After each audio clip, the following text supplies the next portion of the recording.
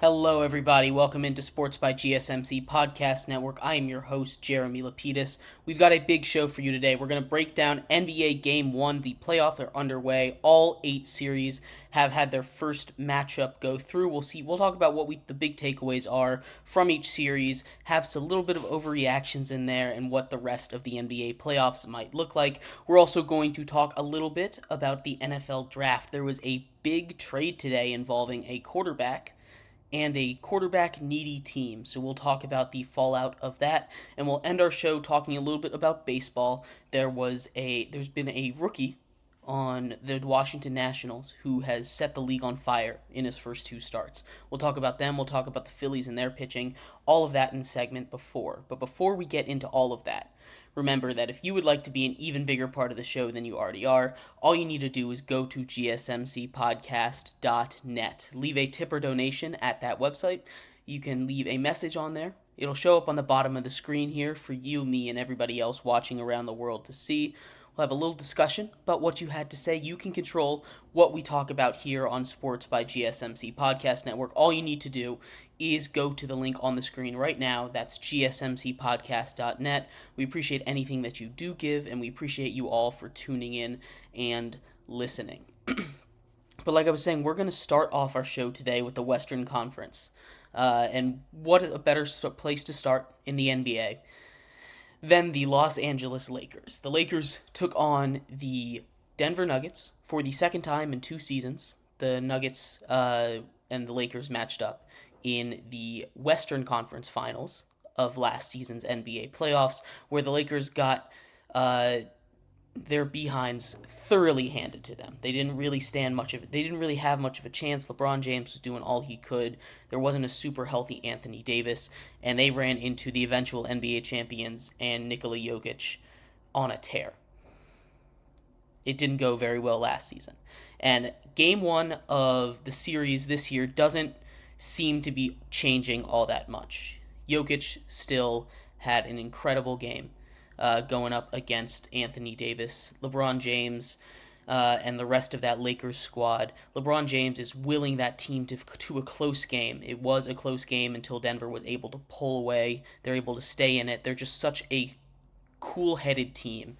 They are able to come back from any kind of adversity, like the kind that they faced in the third quarter of that last game when the Lakers kind of mounted a little bit of a comeback. They weathered that storm.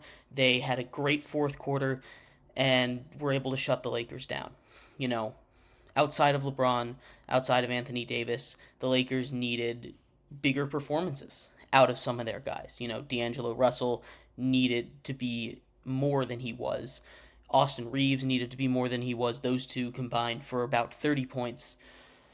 And it just wasn't enough to take down the Nuggets. The Nuggets, I just think, are a straight-up better team than the Lakers are, and as much as LeBron James can will this series to be competitive, and he can steal a game. I expect him to absolutely steal a game, take at least one, maybe game 2 at home, maybe game 4 on the road. It's going to be a lot tougher to take one in Denver if you're the Lakers than it is going to be to take one right now.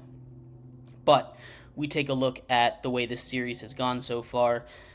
It's just, it doesn't look too good. And they'll play again soon. I believe they play again tomorrow.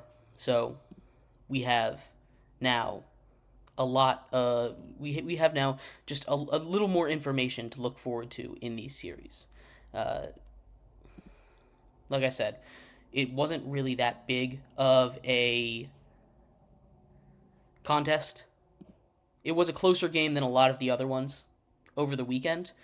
It only being an 11-point game, but and really just that was the difference. They were able to dominate in that third quarter, and the Lakers just did not have an answer for Nikola Jokic. It's hard to have an answer for a guy like Nikola Jokic, dropping 30-point double-doubles. Anthony Davis matched him board for board, point for point. It just wasn't enough, and I feel like it's going to be that way for the entire series. The Nuggets just are going to be able to weather the storm, and just pull ahead because they're deeper than the Lakers are. Once Anthony Davis and LeBron James leave the court, the Lakers just don't have an answer for the Nuggets, and Nikola Jokic especially. So it's going to be real tough for them to win this series. I expect them to take a game. But taking a look at this series to start it off with, the Lakers just aren't quite going to be able to get it done, in my opinion. The other Western Conference game that happened on Saturday, the Timberwolves took on the Suns in what this whole series is just who's going to be better, your offense or my defense. And it was the defense for the Timberwolves, holding the high-powered Suns offense to 95 points, having their big three. They still had a great game. Kevin Durant had 30. Beal and Booker combined for about 30 as well. When you can hold their big three to 60 points in total, it's a recipe for success, especially when Anthony Edwards puts up a near 30-point triple-double, 9 rebounds, 6 assists, 33 points. That defense is tough to handle. It really is. And every single home team won this weekend, so I don't want to sit here and overreact and be like, oh, these series are over for everyone. I think the Suns absolutely can bounce back. We talk about a team with Kevin Durant. We talk about a team with Devin Booker. We talk about a team with Bradley Beal. Any team with all three of those guys is going to be able on any given night to outscore you, just to simply outshoot and outscore you and outpace you.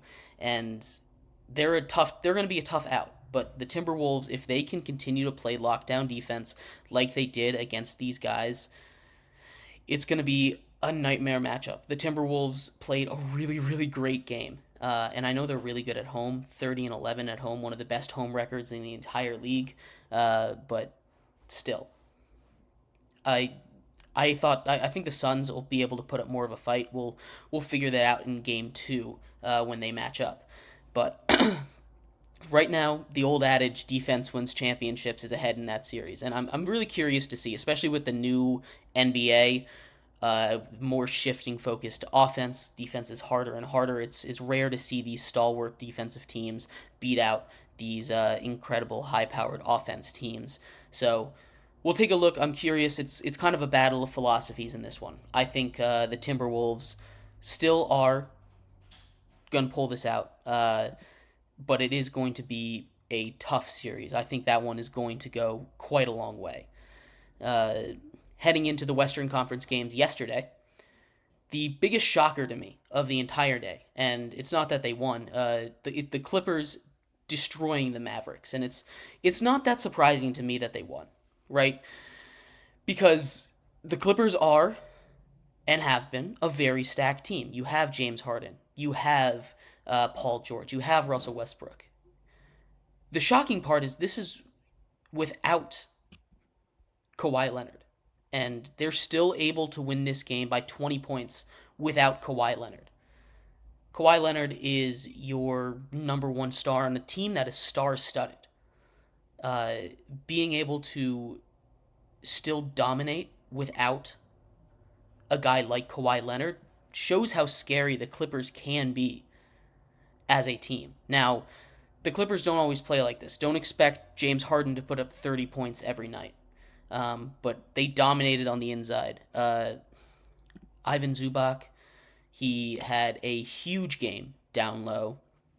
You know, he was able to dominate Gafford, who is still a little bit of an undersized center, but they made that trade for him. You know, in 33 minutes, he puts up 25 points. He's plus 15 in the plus minus, which is really, really good. I know plus minus isn't everything, but it's a big indicator, especially in a blowout, of who was a very effective player on both ends of the court. You know, 15 boards, 11 defensive boards, and 20 points, almost a 20-20 double-double. He keeps dominating on the inside. The Mavericks aren't going to stand much of a chance. And it doesn't sound like Kawhi's injury is that bad. I could be wrong. I haven't seen many updates other than what the surprise was to me that he wasn't even playing.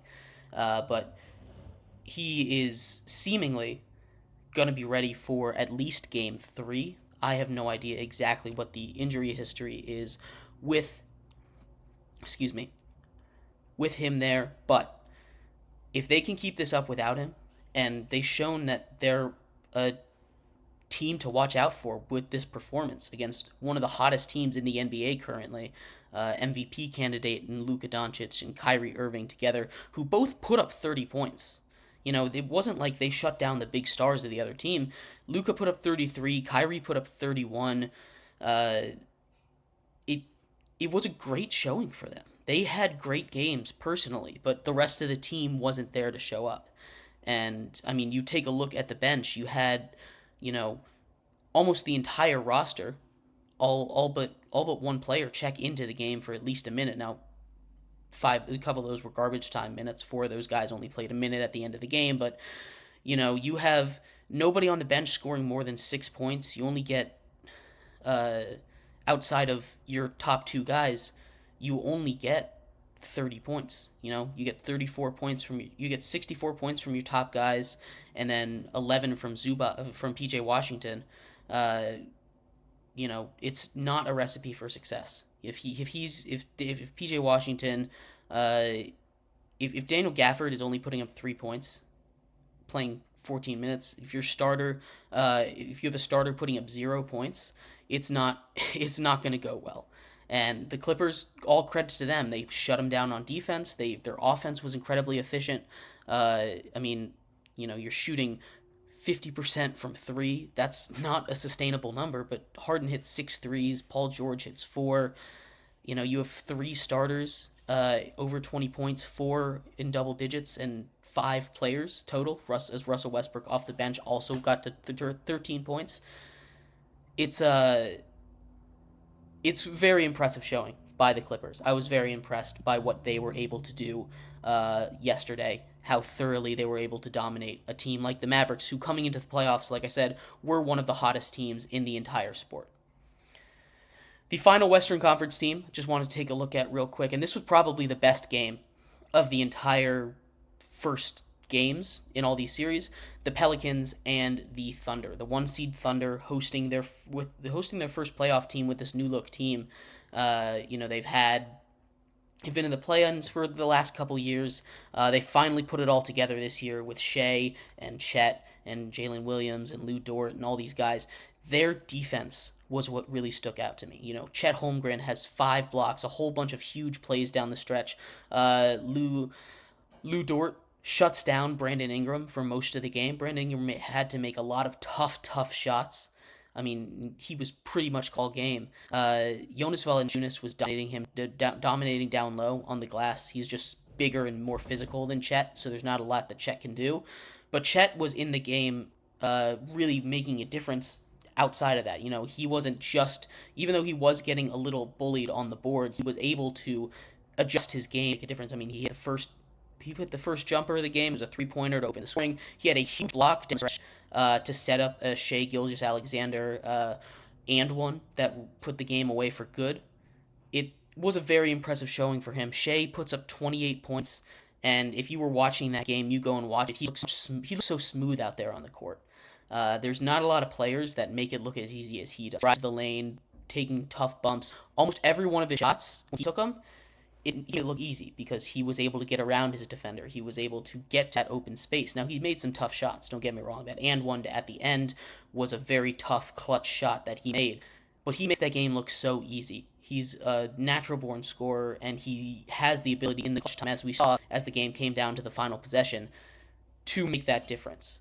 CJ McCollum had a chance to win the game. Had the ball with 14 seconds. They went ISO ball with CJ McCollum, which isn't a bad option. He had a really good game, made some tough shots down the stretch, but he was getting doubled. He lost the ball a bit, and or maybe they did, but he didn't pass it out. I would have liked to see him with 14 seconds Zion play rather than have CJ dribble it out and hit a shot. But I'm not the coaching staff. That's a decision for them to make.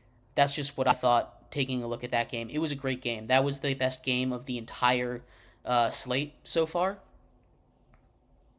Wonderful stuff from two really good young teams. It sucks that Zion is out because I want to see a Zion versus Chet playoffs. They both play very different styles, and the Pelicans are a different team with him out there. But the defense is what really impressed me from both of these teams.